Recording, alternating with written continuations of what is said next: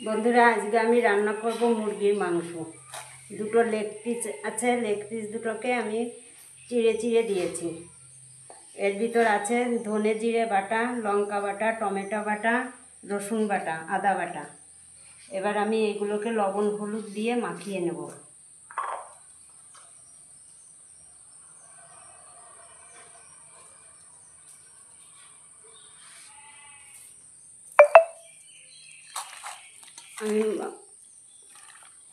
আমি মাংসটাকে আগে কিন্তু ধুয়ে লেবু দিয়ে মাখিয়ে রেখেছিলাম। এখন আমি মশলা দিয়ে মাখিয়ে নিচ্ছি।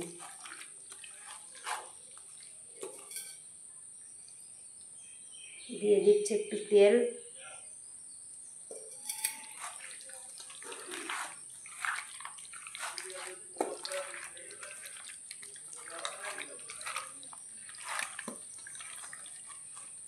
মাংসটাকে মাখিয়ে আমি 5 মিনিট রেখে দেবো। বন্ধুরা, আমি দুটো আলু কেটে হলুদ লবণ মাখিয়ে নিয়েছি। কড়াইতে তেল গরম হয়ে গেছে, আমি এখন আলু দুটোকে ভেজে নেব।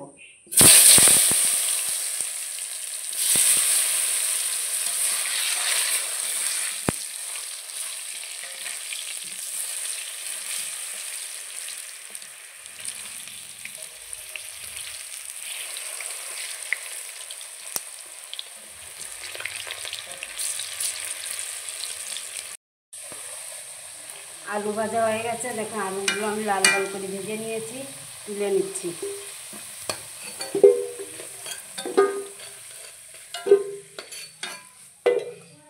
এই আলু ভাজা তেলের ভিতরে দিয়ে দেবো জিরে ফোড়ন, দুটো তেজপাতা, দিয়ে দিচ্ছি পেঁয়াজ কুচি।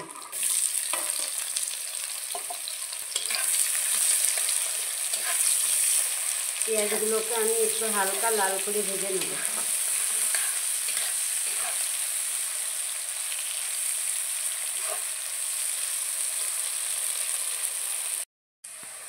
পেঁয়াজটা আমার লাল লাল করে আমি ভেজে নিয়েছি। এবার দিয়ে দেবো এর ভিতর মাখানো মাংস।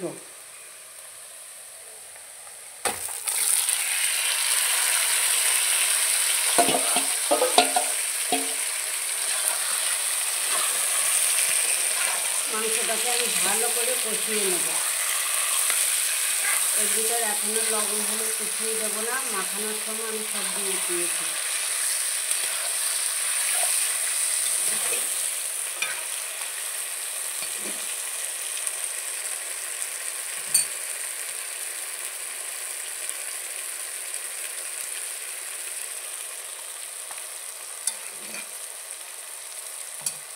আমি এখন 5 মিনিট মতন ঢাকা দিয়ে রেখে দেবো।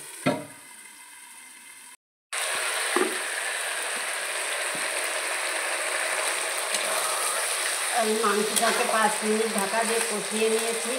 এবার আমি এর ভিতর দিয়ে দেবো ভেজে রাখা আলু আর গোটা দুটো রসুন। দিয়ে দিচ্ছি ভেজে রাখা আলু আর দুটো গোটা রসুন।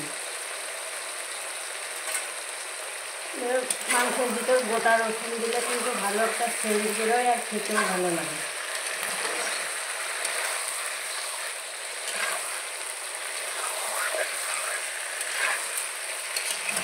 মাংসটা আমার কষানো হয়ে গেছে, মাংস থেকে তেল ছেড়ে দিয়েছে। আমি এবার দিয়ে দেবো জল।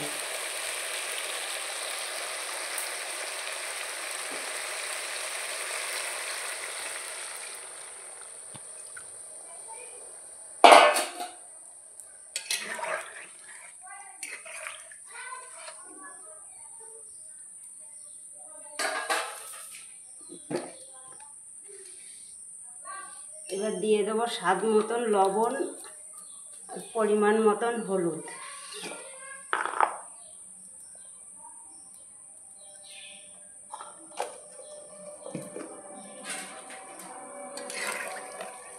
মাংসটাকে আমি এখনও 10-15 মিনিট রান্না করব।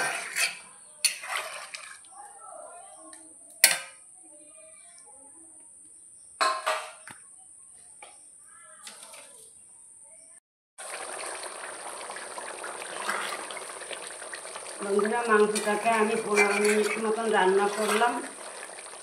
দেখুন হাড়ের গা থেকে মাংস ছেড়ে দিয়েছে। এবার আমি এর ভিতর দিয়ে দেবো বেটে রাখা গরম মশলা। আমি পুরো মাংসটাই কিন্তু শিলপাটায় বেটে নেওয়া মশলা দিয়ে রান্না করেছি। শিলপাটায় বাটলে মাংসর স্বাদ বা যে কোনো রান্নার স্বাদটাই খুব সুন্দর হয়।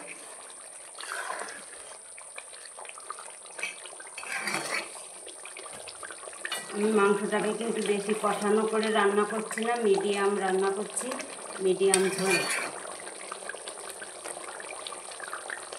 আমার রান্নাটা হয়ে গেছে, আমি এবার এটাকে নামিয়ে নেব।